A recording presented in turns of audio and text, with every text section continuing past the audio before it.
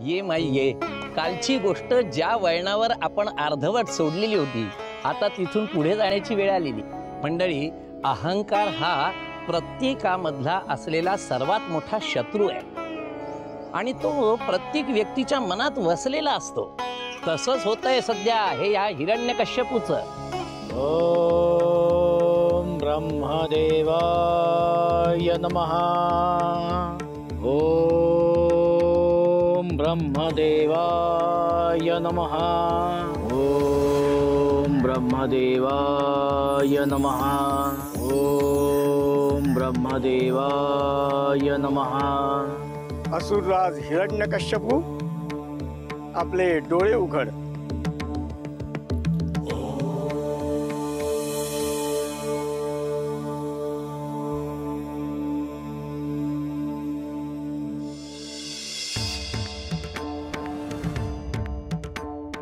भगवान ब्रह्मदेव, प्रभू,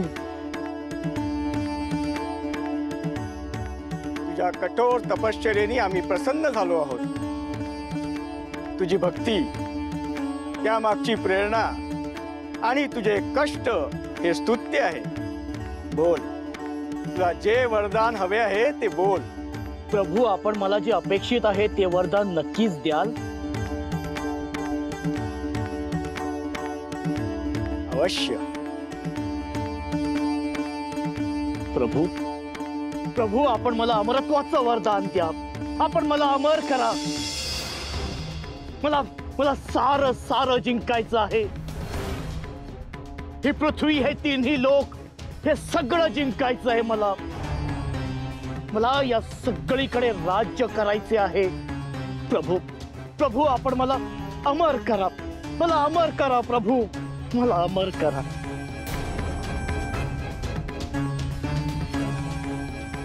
प्रभू, आपलं हे असं मौन धरणं मला काही सूचित करतं आहे. हिरण्यकश्यपू, आपण कुणीही सृष्टीच्या नियमांचे उल्लंघन करू शकत नाही. जन्म हे जसे सत्य आहे तसेच मृत्यू हे देखील सत्यच आहे, हे आपण जाणले पाहिजे. प्रभू, आपण माझ्याशी हे शब्दांचे खेळ मुळीच करू नका. प्रभू, आपण या याचकाला जो शब्द दिलेला आहे तो पाळणं हे आपलं कर्तव्य आहे. हिरण्यकश्यपू, तपश्चर्या पूर्ण केली याचा अर्थ आपण जगज्जेते झालो असा होत नाही. तू या क्षणी एक याचक आहे हे लक्षात ठेव, किंवा मर्यादेचे भान असू दे. क्षमा असावी प्रभू, क्षमा असावी. पण थोडक्यात मला जे अमरत्वाचे वरदान हवे आहे ते आपल्याकडून मिळेल असे वाटत नाही. ते वगळून इतर काहीही माग. प्रभू, प्रभू, आपण मला असं वरदान द्या जेणेकरून मला माझ्या मृत्यूवर नियंत्रण मिळवता येईल. म्हणजे?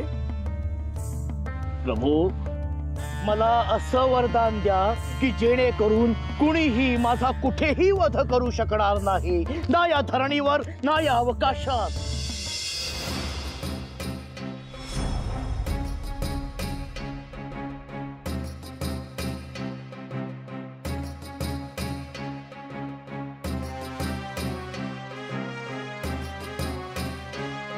तथास्तु.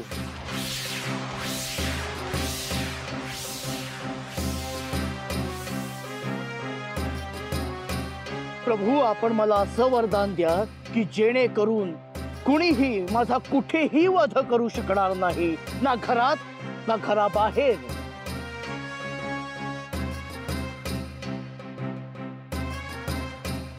तथास्तु.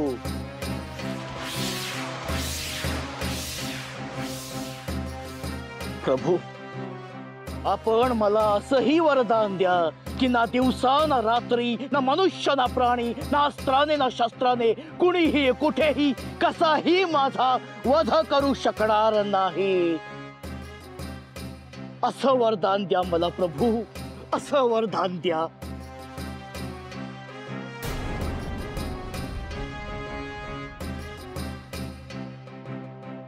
तथास्तु. धन्यवाद प्रभू, धन्यवाद, कोटी कोटी धन्यवाद.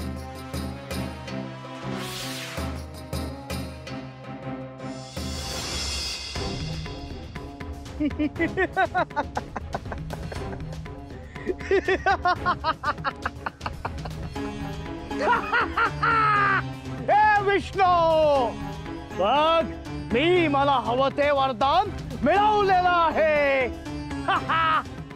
मी माझ्या मृत्यूवर विजय मिळवलेला आहे, मृत्यूवर. आता इथून पुढे सर्वत्र माझा गोप आणि संचार असेल. हे विष्णू, सावधान.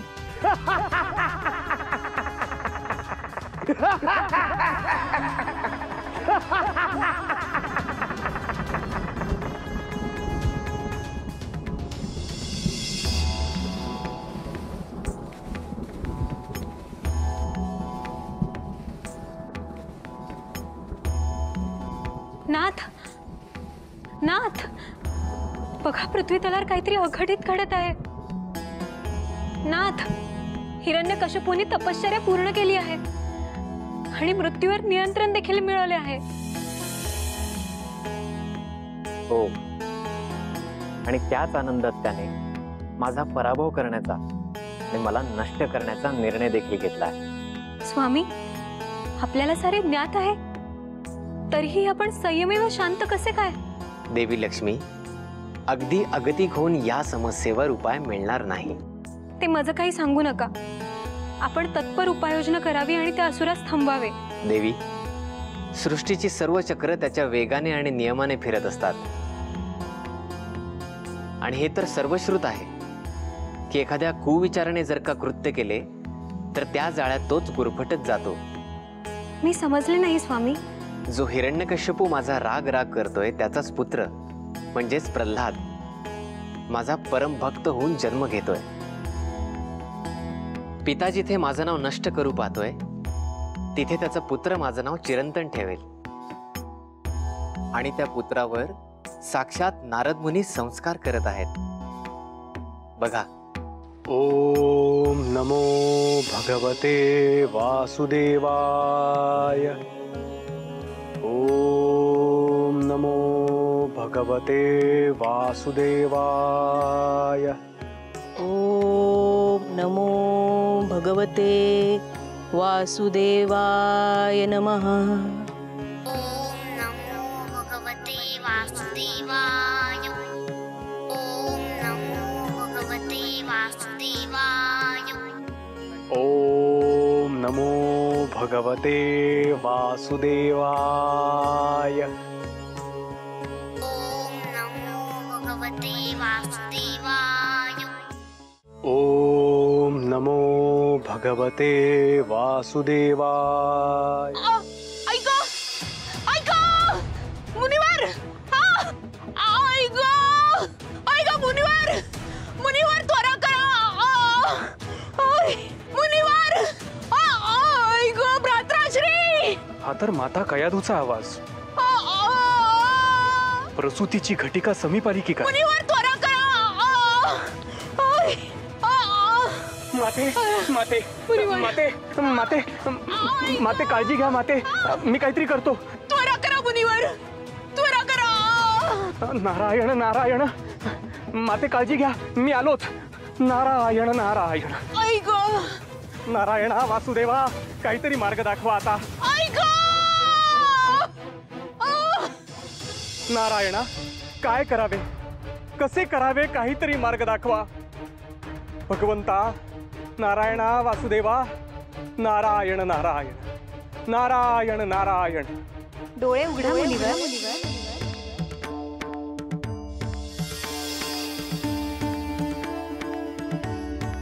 माता लक्ष्मी, आपण? माते, बरं झालं आपण प्रकट झालात. मी मोठ्या अडचणीत सापडलो आहे. मुनिवर, मला सारे काही ज्ञात आहे. तुमची अडचण ओळखूनच मी स्वतः इथे आली आहे. नारायण नारायण. माते, आपण आलात यातच माझी सगळी चिंता दूर झाली. कयाधूच्या कठीण काळात तुम्ही तिचे संगोपन अगदी आपल्या लहान बहिणीसारखे केले. ते पाहून आम्ही प्रसन्न झालो आहोत. शिवाय स्त्रीच्या अशा अडचणीमध्ये स्त्रीने मदतीस येणे योग्य नाही का? माता कयाधू आणि तिचा जन्माला येणारा पुत्र किती भाग्यवान. साक्षात माता लक्ष्मीच्या हस्ते तो या धर्तीवर येणार आहे. नारायण नारायण.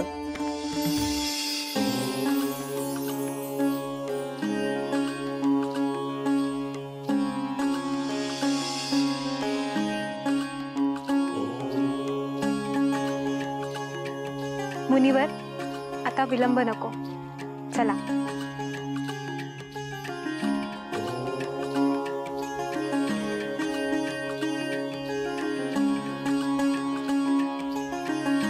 नारायण नारायण.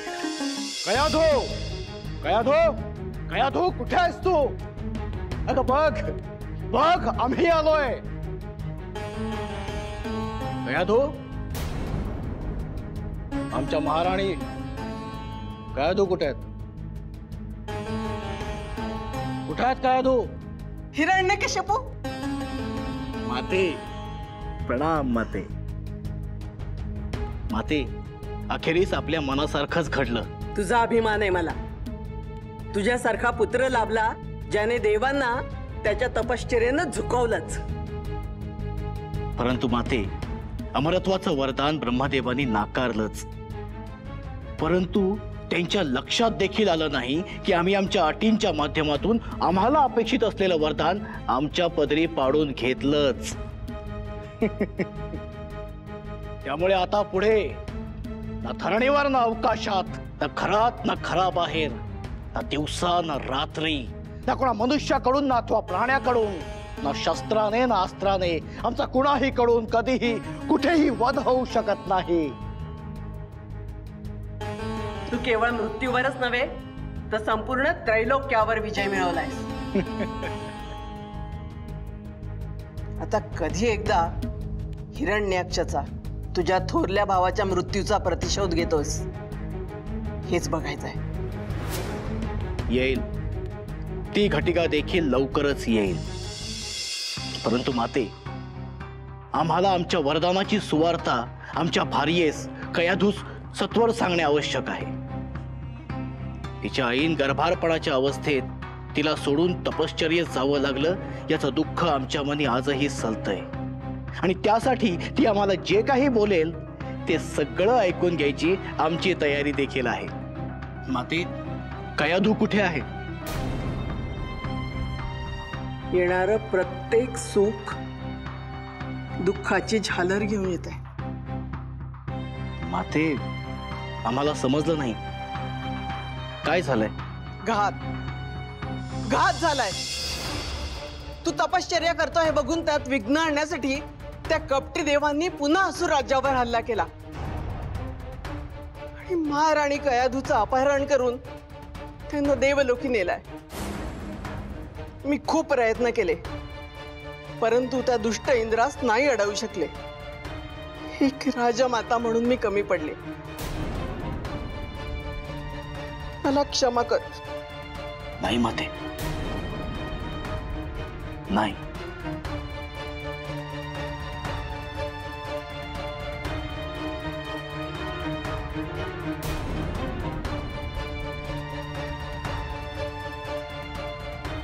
देवेंद्र,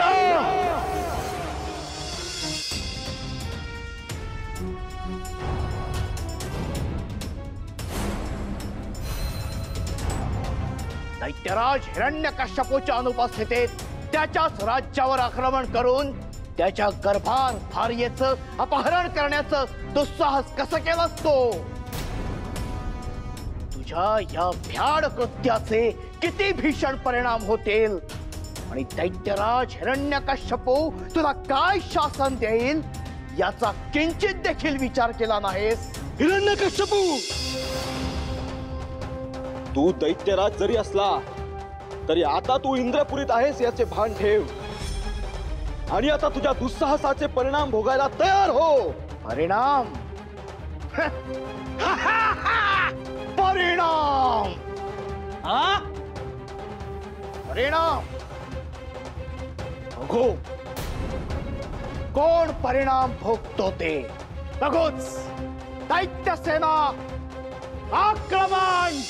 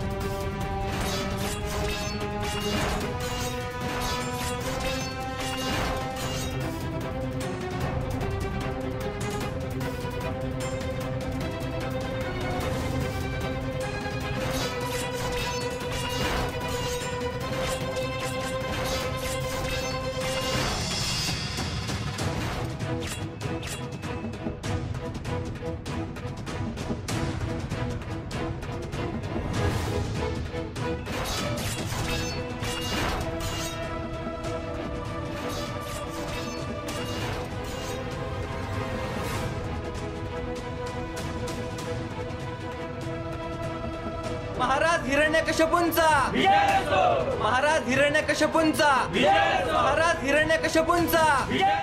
नारायण नारायण नारायण नारायण नारायण नारायण. भगवंता वासुदेवा.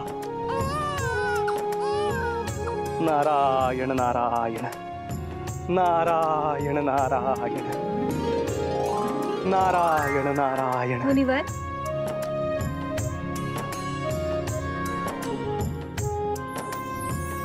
नारायण नारायण. माते, तुमचे आभार कसे मानावेत हेच कळत नाहीये. आभार कसले मुनिवर. मी एक स्त्री आहे आणि माताही. आपणच जगज्जननी आहात. आम्ही सारी आपलीच लेकरं बाळ. होय, म्हणूनच मी येथे आले आणि हेही माझे कर्तव्यच आहे.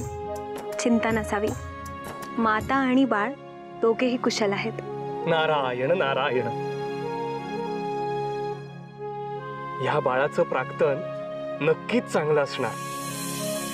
माता लक्ष्मीच्या हातून याचा जन्म झालाय. मुनिवर, पुरे झाले कौतुक. परंतु या लोभस जीवाला सोडून जायची इच्छाच होत नाहीये. या बालकाचे भविष्य अगदी सुवर्णासारखे लखलखणार आहे, यात शंकाच नाही. नारायण नारायण. माते. मुनिवर, चिंता नसावी. नारायण नारायण नारायण नारायण. तथास्तु. नारायण नारायण नारायण नारायण नारायण नारायण नारायण नारायण. मंडळी, आपण पाहतोय की देवर्षी नारद हे पुराणांमधलं अत्यंत महत्वाचं पात्र आहे. अत्यंत हुशार आहेत, ज्ञानी आहेत, समजूतदार आहेत. अशा पद्धतीचे एक महान ऋषी म्हटले पाहिजे. म्हणूनच मुनिवरांनी दैत्यांच्या कुठल्याही कुटील कारस्थानाला बळी न पडता कयाधूला भरते दिवस असताना आपल्या आश्रमामध्ये घेऊन गेले. तिची काळजी घेतली आहे. त्या हसत्या खेळत्या मंगलमय वातावरणामध्ये ती देखील अतिशय रुळलेली आहे. तिला अगदी माहेरी आल्यासारखं वाटू लागलंय. गर्भावर अपेक्षित असणारे संस्कार देखील ह्या कालावधीत झालेत आणि त्याचे सुयोग्य फलित देखील पाहायला मिळाले. आता या संपूर्ण कहाणीमध्ये, कथेमध्ये उद्या काय होईल ते आपण पाहणारच आहे. पण तोपर्यंत मात्र उतू नका मातू नका घेतला वसा टाक